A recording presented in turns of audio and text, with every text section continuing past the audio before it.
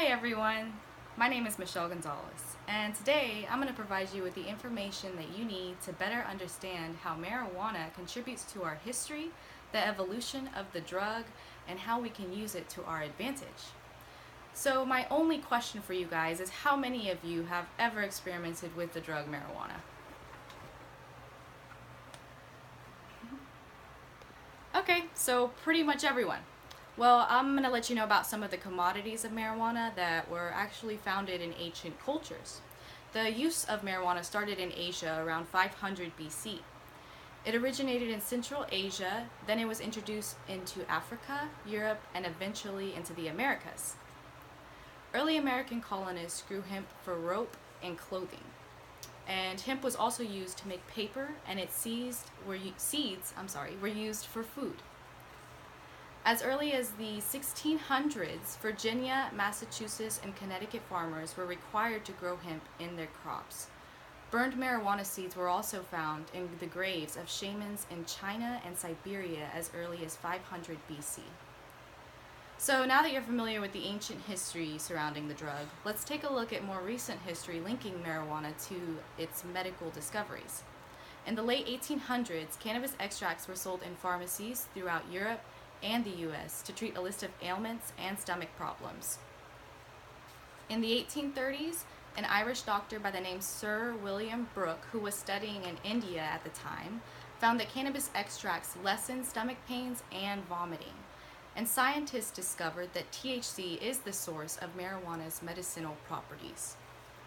THC interacts with areas of our brain that helps lessen nausea and promotes hunger, which is particularly helpful for those that are suffering the effects of chemotherapy and eating disorders. The U.S. Food and Drug Administration has already approved 2 drugs with THC to treat cancer and AIDS patients.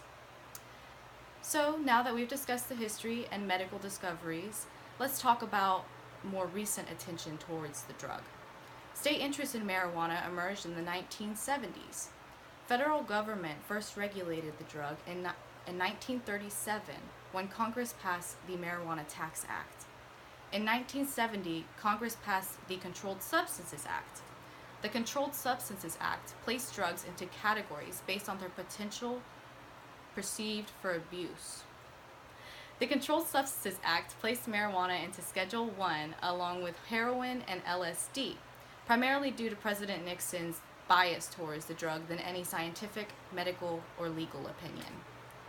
In 1972, the Schaefer Commission, a research committee that was appointed by President Nixon himself, recommended that marijuana be decriminalized and removed from Schedule 1. New Mexico was also successful during a short-lived medical marijuana research program in 1978. Oregon, Alaska, and Maine also decriminalized marijuana during the 1970 decade.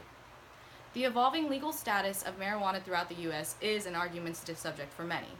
But, however, the drug is becoming more acceptable throughout our society. Marijuana has just become legal in the U.S. for both medicinal and recreational uses.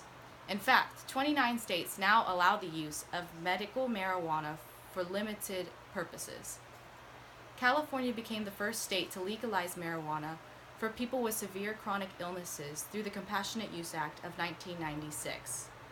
Colorado and Washington were the first states to legalize marijuana in 2012.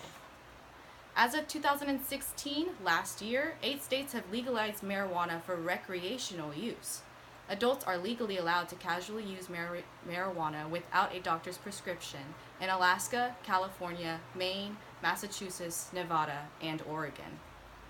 So in conclusion, marijuana has been associated with a negative stigma for far too long now, and efforts to steer away from that stigma have certainly been taken.